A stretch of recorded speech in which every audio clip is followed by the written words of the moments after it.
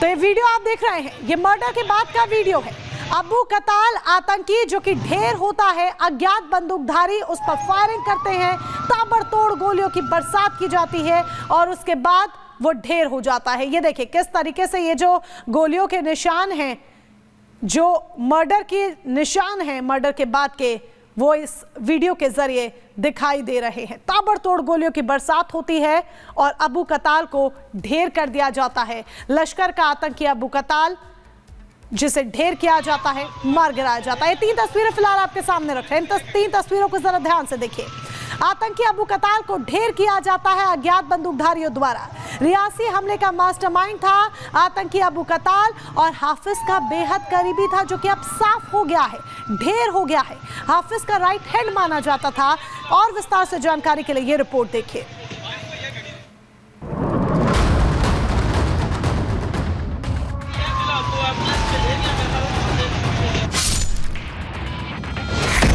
ढेर हो गया भारत का एक और दुश्मन।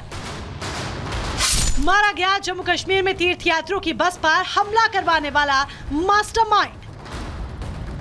हाफिज सईद के एक और करीबी को मिली मौत।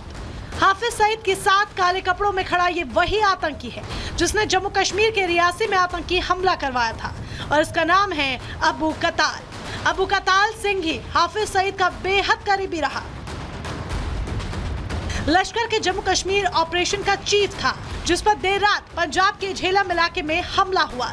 बाइक सवार अज्ञात बंदूकधारियों ने फायरिंग की, जिसमें अबू कताल की मौत हो गई।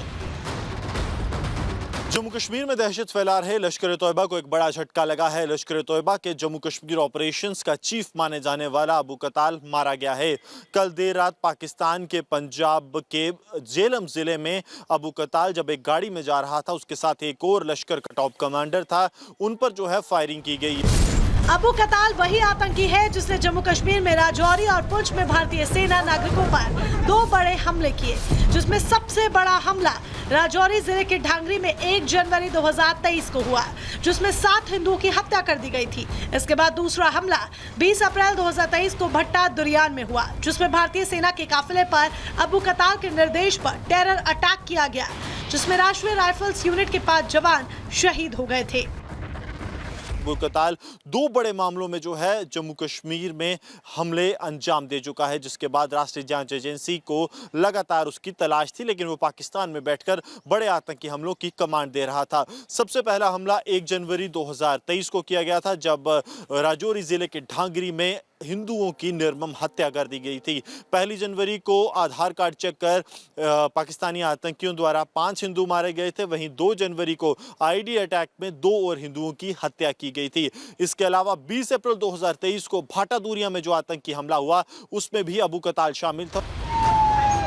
अबू कताल 1999, 2001 और 2002 में राजौरी और पुंछ में भी घुसपैठ कर आ चुका है और ये अपने कॉन्टैक्ट का इस्तेमाल आतंकी हमलों को अंजाम देने में कर रहा था। Bureau report, Republic Bharat. और चलिए इसी खबर पर चर्चा के लिए हमारे साथ रक्षा विशेषज्ञ जुड़ गए हैं। सबसे पहले मेजर संजय मेस्टन हमारे साथ जुड़ गए हैं। इसके अलावा मेजर समरपाल तूर हमारे साथ जुड़ गए हैं। इरशाद अहमद भी पाकिस्तान से हमारे साथ जुड़ गए हैं, लेकिन हमारे संवाददाता गुरसिमरन भी हमारे साथ बने हुए। सबसे पहले गुरसिमरन, आपके पास आते हुए, भारत का मोस्ट वांटेड आतंकी जो है वो पाकिस्तान में ढेर हो जाता है। कैसे इस घटना, इस वारदात को अंजाम दिया गया? दरअसल हर कोई ये जानना चाहता है कि वो जो अज्ञात हमलावर थे कैसे उस गाड़ी के पास पहुंचे जिसके अंदर अबू कताल मौजूद था। ये कहा जा रहा है कि उसके अंदर और भी लोग थे। कोई बाइक सवार आते हैं और उसके बाद लगातार अंधाधुंध गोलीबारी करते हैं।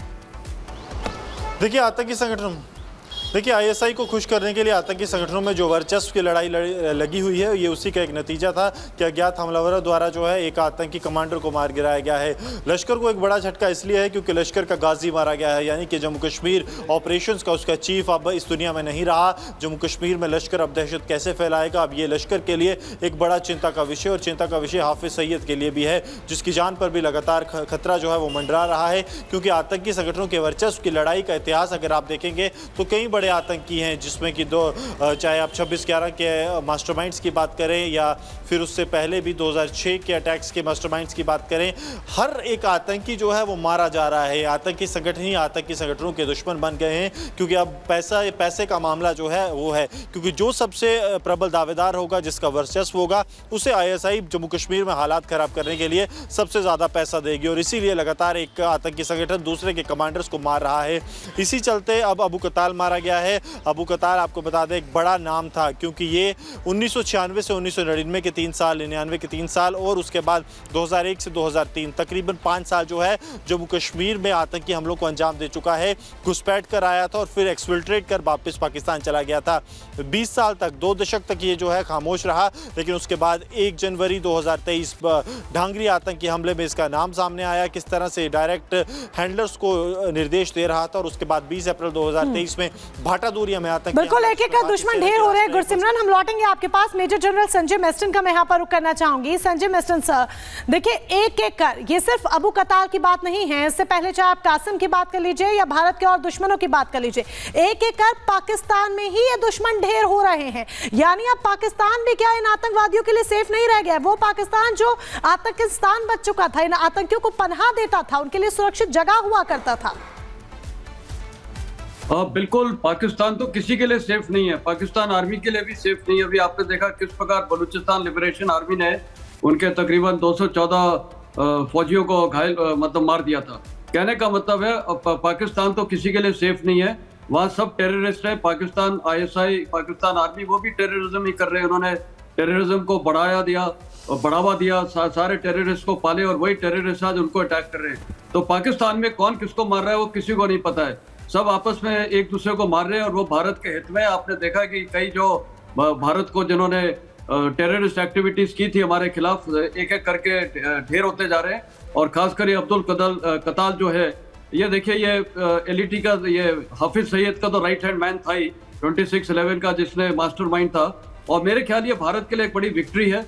और साथ ही नेशनल इन्वेस्टिगेटिव एजेंसी जो हम बहुत अच्छा काम कर रहे हैं, क्योंकि आप देखिए यही नहीं 26/11 के मास्टरमाइंड को एनआईए ने सबको वारंट दे रखे थे और साथ में तव्वर राना जो अमेरिका में है वो भी अभी वापस आ रहा है। प्रेसिडेंट ट्रंप ने भी एक्सट्रेडिशन ऑर्डर दे दिया, वहाँ के कोर्ट ने भी दे दिया है। तो मेरे ख्याल भारत की जो एक रणनीति है, जो स्ट्रेटेजी है, ये सारे टेररिस्ट को वापस लेके आना या उनका जो खात्मा हो रहा है पाकिस्तान में, मैंने आपको जैसे ही बोला, ये आपस में एक दूसरे को मार रहे हैं और वो हमारे हित में है।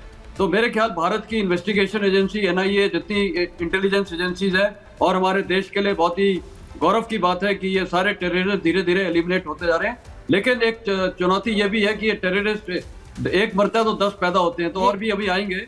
और हमारी सिक्योरिटी फोर्सेज और इंटेलिजेंस एजेंसीज को हमेशा गार्ड पे रहना पड़ेगा, खासकर जेएनके के इलाके में और पंजाब के इलाके में। आपने देखा है ड्रग्स, और कल ही एक मंदिर में अटैक किया गया है, ये सारे ड्रोन्स वगैरह और ड्रग्स वहां से पार करा रहे हैं। इनका बस एक ही मकसद है, भारत को किसी ना किसी हालात में डिस्टेबलाइज करना।